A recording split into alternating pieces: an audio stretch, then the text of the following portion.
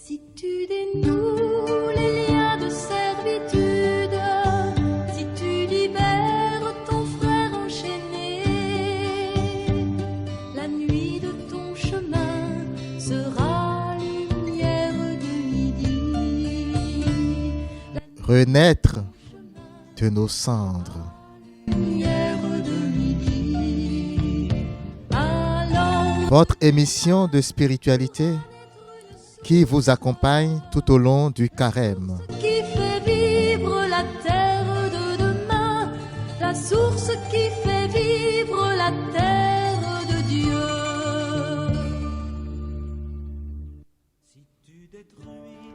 Bonjour, chers frères et sœurs, et bienvenue à cette nouvelle émission. Ici, Éric Vitoulet, chercheur de Dieu, une créature en quête de son Créateur. Aujourd'hui, chers frères et sœurs, nous allons méditer une question bien particulière. Qui adores-tu? Nous allons nous laisser insuffler par le souffle de l'Esprit Saint. Nous allons nous laisser guider par celui qui est la source créatrice de l'univers. Nous allons fermer les yeux. Nous allons contempler l'onction de l'Esprit Saint en nous.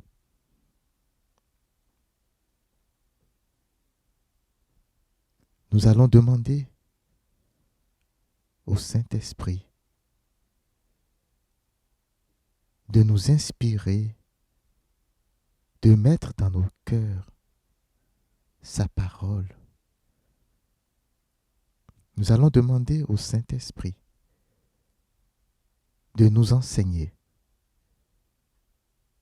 de nous apprendre à marcher, car nous ne sommes que de petits enfants. Nous ne sommes que des créatures en quête de paix et de joie intérieure. Ô Paraclet défenseur, esprit de science, esprit de sagesse, esprit d'intelligence, toi qui connais toutes choses, apprends-nous à discerner, apprends-nous à vivre dans le Seigneur. Apprends-nous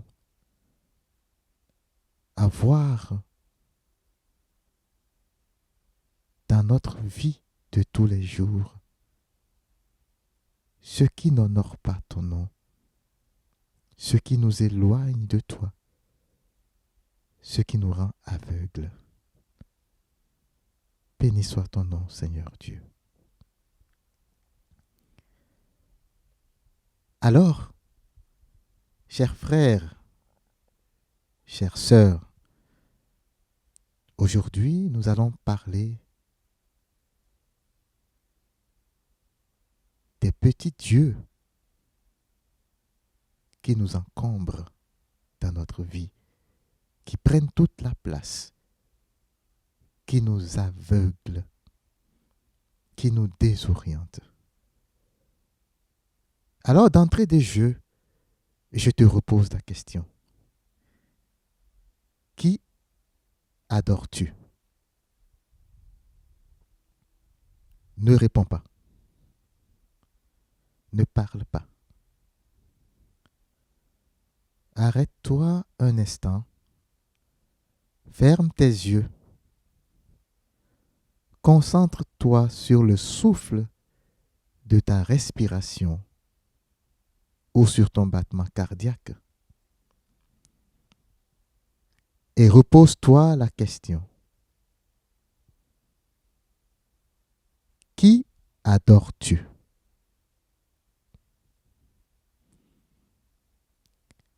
Médite ces paroles dans ce calme intérieur. Reste concentré dans cet état pendant quelques secondes.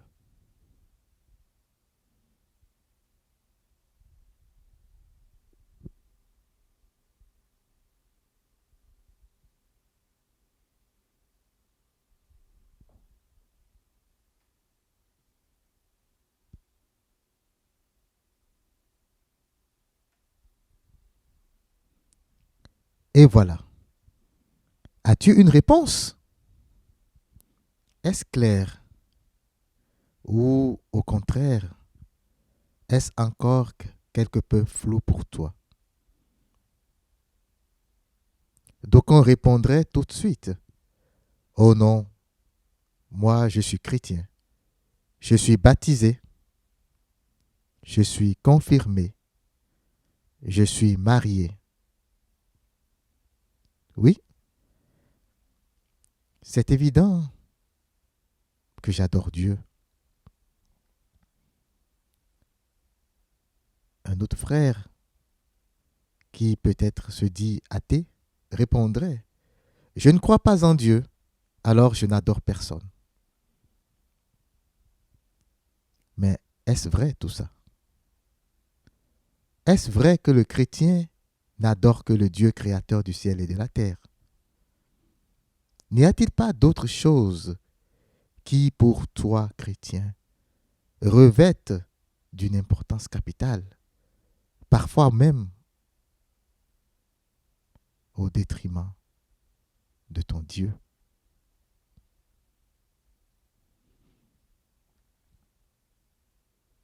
Chers frères et sœurs, l'un des piliers du renouveau spirituel, c'est justement cette capacité de discerner. Et c'est l'Esprit Saint qui nous donne ce don. C'est l'Esprit Saint qui nous permet de voir avec ses yeux à lui et non avec les yeux de la chair. Discerner requiert de l'humilité. Discerner, c'est être assez honnête pour reconnaître ce qui nous déroute. Maintenant, laisse-moi clarifier cette question capitale pour nous pendant cette période d'introspection. C'est un exercice continu que nous devons faire constamment. Adorer, c'est rendre un culte. C'est aussi aimer passionnément quelque chose ou quelqu'un. Concrètement, si tu adores quelque chose, ça devient ce qu'on appelle ton péché mignon, c'est-à-dire quelque chose que tu te caches pour faire, peut-être sachant que c'est peu recommandable. Ou quelque chose que tu ne te caches plus pour faire parce que tu l'as normalisé, quand bien même c'est peu recommandable. Adorer, c'est mettre notre centre d'intérêt dans quelque chose qui nous intéresse au plus haut point, qui est très important pour nous. Alors, pour savoir ce que tu adores, pose-toi la question. Qu'est-ce qui m'intéresse au plus haut point?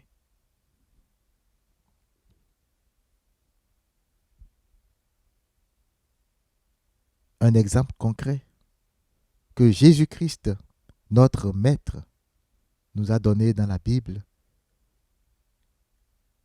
est relaté dans l'Évangile selon saint Marc au chapitre 10, des versets 17 à 30. Un homme qui a couru demander à Jésus, « Que dois-je faire pour avoir la vie éternelle en héritage ?» Alors, survient une conversation intéressante entre Jésus et cet homme. En réalité, ce n'est pas une conversation banale. Jésus commence à lui citer les commandements de Dieu, la loi de Moïse. Et ces commandements, nous les connaissons. Ne commets pas de meurtre, ne commets pas d'adultère, ne commets pas de vol, ne porte pas de faux témoignages, ne fais de tort à personne, honore ton père et ta mère. Et que répondit l'homme? C'est très intéressant de voir, au-delà des mots, une attitude que très souvent nous avons. Ce qui nous intéresse dans le renouveau spirituel, c'est exactement ça. Observer l'attitude. C'est la pratique. Alors, que répond l'homme? Il dit, mais c'est facile. Moi, j'ai observé tout ça dès ma jeunesse. Alors, pensez-vous que il a réellement observé tout ça depuis sa jeunesse? On est en droit de se poser la question quand on sait dans quel monde nous vivons.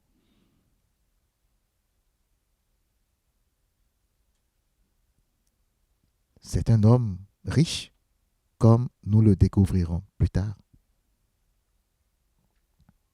Mais il dit, je n'ai jamais menti.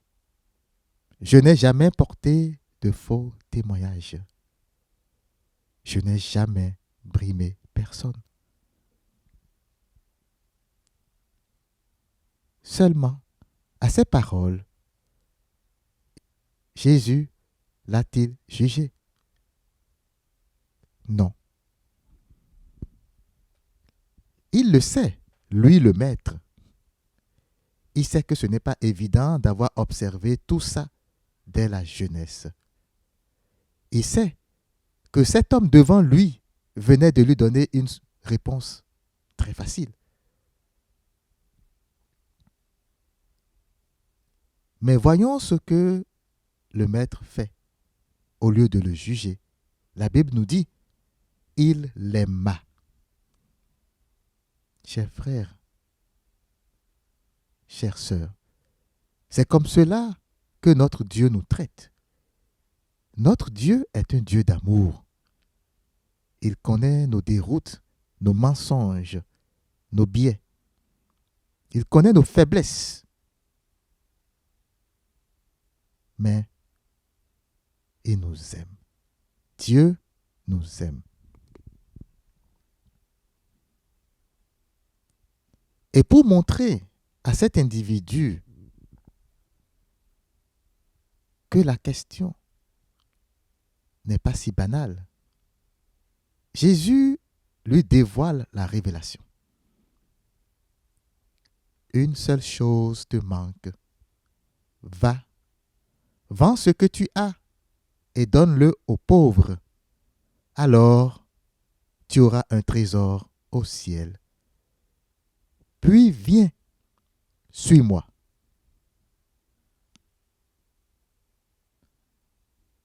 Chers frères, chères sœurs, cette révélation te rappelle-t-elle quelque chose? Eh bien oui, Matthieu 16, verset 24, que nous avons évoqué dans notre méditation d'hier. Si quelqu'un veut venir après moi, qu'il renonce à lui-même, qu'il se charge de sa croix et qu'il me suive. Jésus-Christ revient à la charge ici avec la première étape de cette recommandation. C'est le renoncement. Le renoncement est un principe spirituel assez puissant. Mais renoncer à quoi, me demanderiez-vous? La réponse est toute simple. Renoncer à ce que nous aimons sur cette terre, ce sur quoi est centré notre intérêt matériel, notre trésor dans ce monde physique. Bref, renoncer à nos petits dieux que nous adorons constamment. Mais regardez l'attitude de cet homme. La Bible nous dit, mais lui, à ces mots, devint sombre et s'en alla tout triste, car il avait de grands biens. Et voilà la vérité. Il devint tout sombre. Pourquoi? Parce que son centre d'intérêt, ses intérêts, c'était bien cette richesse qu'il avait. Son centre d'intérêt, c'était ses biens matériels. On voit bien dans cet exemple que notre homme ne s'attendait pas du tout à cette réplique de Jésus. Il était visiblement surpris.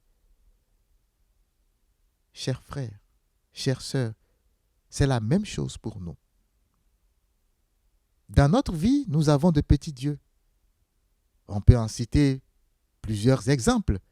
L'argent, les biens matériels, notre image, notre apparence, le pouvoir, pour ne citer que ces choses-là.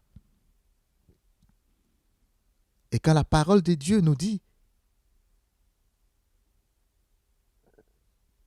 abandonne ces choses-là, renonce à tout ça et suis-moi, nous devenons tout sombres.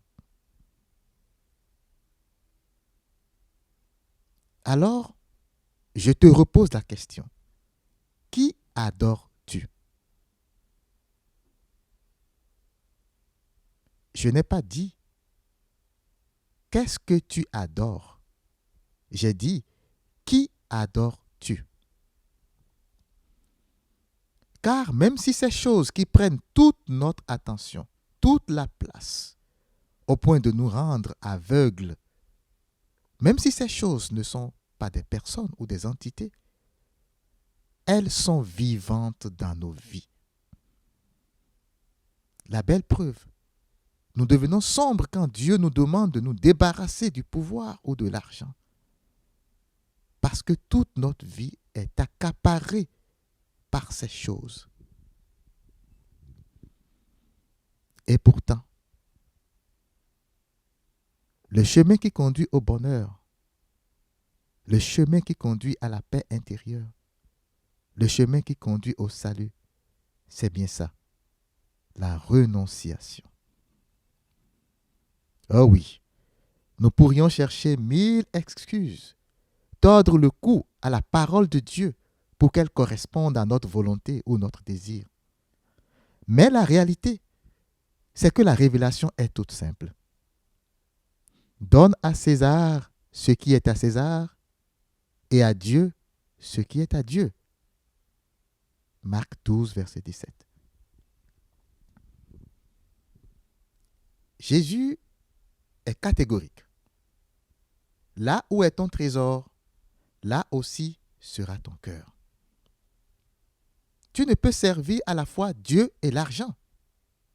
Tu ne peux servir à la fois le pouvoir, l'argent et Dieu. Tu ne peux servir à la fois ton image ou ton apparence et Dieu. Est-ce à dire qu'il ne faut pas aller chercher l'argent, qu'il ne faut pas aller travailler? Non.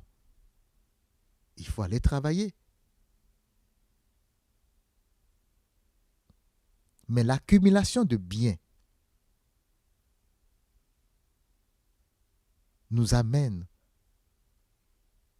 à décentrer notre centre de gravité, notre intérêt vers ces choses qui en réalité ne sont pas importantes pour nous. Lorsque tout ce pourquoi nous nous battons, c'est d'accumuler des biens matériels ou d'avoir le pouvoir ou de paraître bien, de paraître clean à la face du monde. nous devenons aveugles. Chers frères, chères sœurs, constamment, tu dois te poser cette question et identifier tes petits dieux pour t'en débarrasser. Tu peux penser que c'est un effort de carême, mais dans le renouveau spirituel, ce n'est pas un effort de carême. C'est un exercice qui doit s'intégrer à ta vie et à ton quotidien. Je dis s'intégrer. Nous sommes ici dans l'expérimentation de quelque chose. Dès que, à un moment donné, tu arrives à identifier ces petits dieux, un à la fois, par exemple, ton image, ton apparence, le qu'en-dira-t-on, ou alors le pouvoir, tu veux être chef. Dès que tu arrives à identifier ça et que tu prends la résolution que ça, ce n'est pas important pour ta vie spirituelle, tu ne reviens plus en arrière. C'est pourquoi il faut aller progressivement, une chose à la fois. C'est sûr, le temps de carême que nous commençons aujourd'hui est très propice. C'est un temps très propice pour changer notre perception du monde, notre perception des choses du monde. Le vrai trésor réside dans la promesse de Dieu. Jésus dit, « Amen, je vous le dis, nul n'aura quitté à cause de moi et de l'Évangile une maison, des frères, des sœurs, une mère, un père, des enfants ou une terre, sans qu'il reçoive en ce temps déjà le centuple. » Maison, frères, sœurs, mère, enfants et terre, avec des persécutions, et dans le monde à venir, la vie éternelle. C'est les versets 29 et 30 du chapitre 10 de l'Évangile selon saint Marc. Mon frère, ma sœur, Jésus nous demande de nous dépouiller de nos petits dieux, d'abandonner ces petits dieux. Mais que nous promet-il en retour?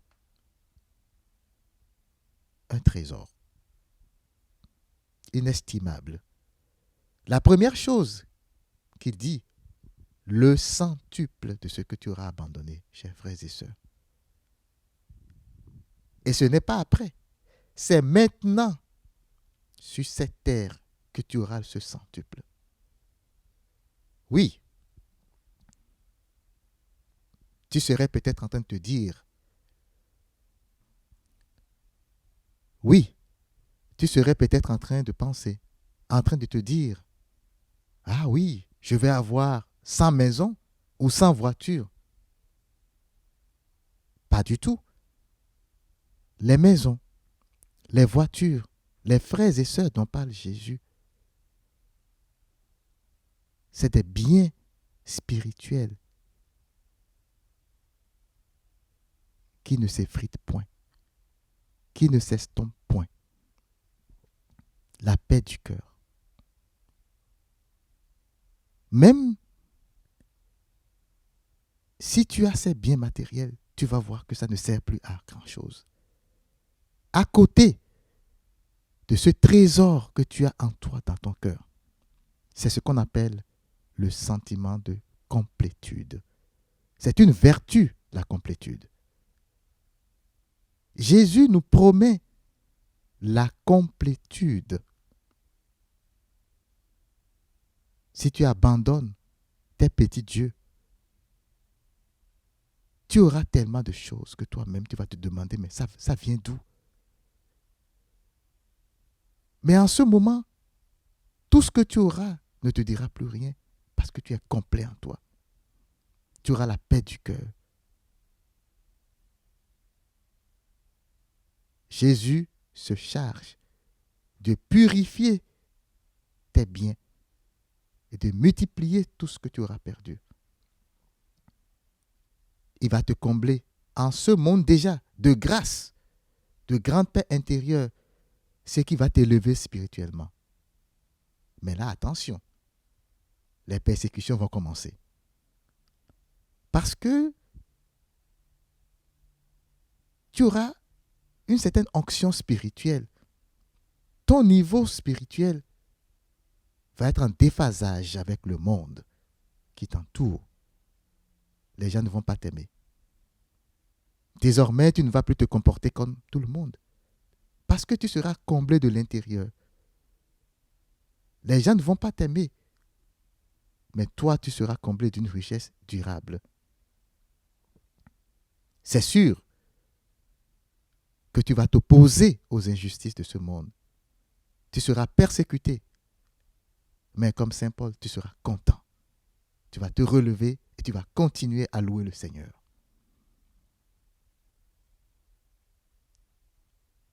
Et en ce moment-là, l'Esprit Saint te conduira vers de nouveaux frères, de nouvelles sœurs, et te fournira en abondance ce dont tu auras besoin.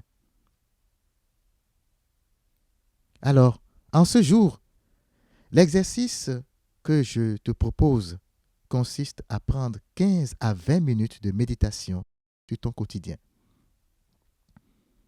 Aujourd'hui, ai-je réussi à identifier mes petits dieux?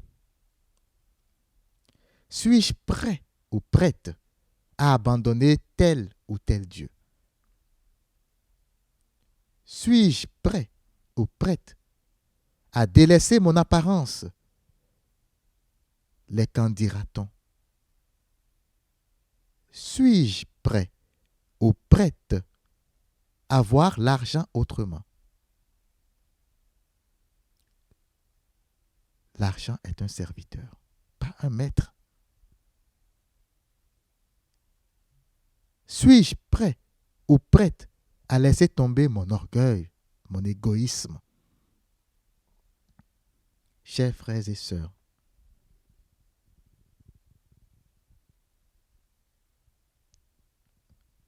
aujourd'hui, nous nous trouvons face à cette question. Sauras-tu être totalement présent dans chaque situation de ton quotidien pour te rappeler de ces questions et agir en conséquence? Tel est le vrai chemin de conversion que nous propose le Christ. Et je suis persuadé que l'Esprit Saint n'attend que ton oui pour te conduire et te guider vers les prés d'herbes fraîches. Bonne journée de carême et que Dieu te bénisse.